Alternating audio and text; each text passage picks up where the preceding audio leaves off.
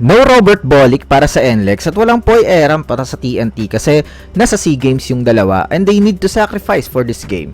And yung NLEX, they want to start it ng fast and mag-running game kasi feeling nila doon sila magkakaroon ng advantage. Pagkuha ng bola, just the burst of their speed.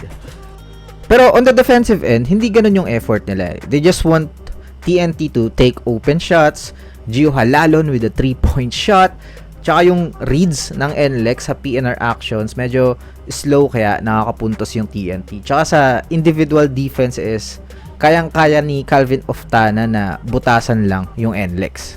In the second quarter, it will be Jordan Heading leading the way para sa TNT, showing off his real talent, yung kanyang all-around game from driving into the basket, and syempre yung kanyang identity ng pagiging outside shooter. It's been all him in this period and lalayo yung TNT with his performance. Natapos ang laro 119-100, 32 points for Jordan Heading, 4 out of 8 from the 3-point distance. Meron din siyang 5 rebounds and 5 assists. Oftana added 19 points, pero for NLEX naman, gonna be hard talaga without Robert Bolick, especially kapag mga big time teams na yung kalaban. For what I see sa kanila is parang nasa experiment period sila with their lineup. If only I can suggest is meron naman silang core group na pwedeng maging palagi. Ang nangyayari kasi is parang formula ng rain or shine. But I think they need to address na kailangang ganito sana. Bolick, Alas, Mocon, Policarpio, and Bahio yung kanilang maging core identity. In this game, galing sa bench si Alas at Mocon.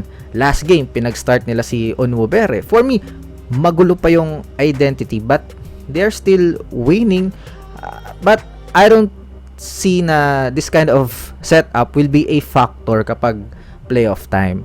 They need to build their winning method right now kasi they're only one big man away for really contending in the league.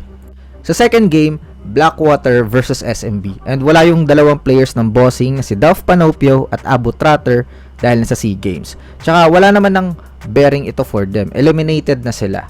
Yung Bolick NLEX lang talaga yung medyo mabigat. Si Poy naman for TNT is nanalo naman sila kahit wala siya. SMB didn't disrespect the bossing. In fact, yung best starting 5 nila yung binigay kontra Blackwater. At first medyo closed pa pero going deep in the opening frame is lumalabas na talaga yung talent disparity ng both teams. Pero I hope the Blackwater is magbago na yung narrative sa kanila kasi they have the tools right now and himala na wala pang trade for Bearfield and Christian David.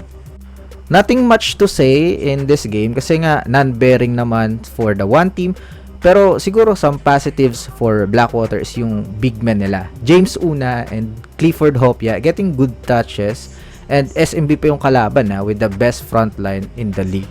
Panalo ang SMB 116-92.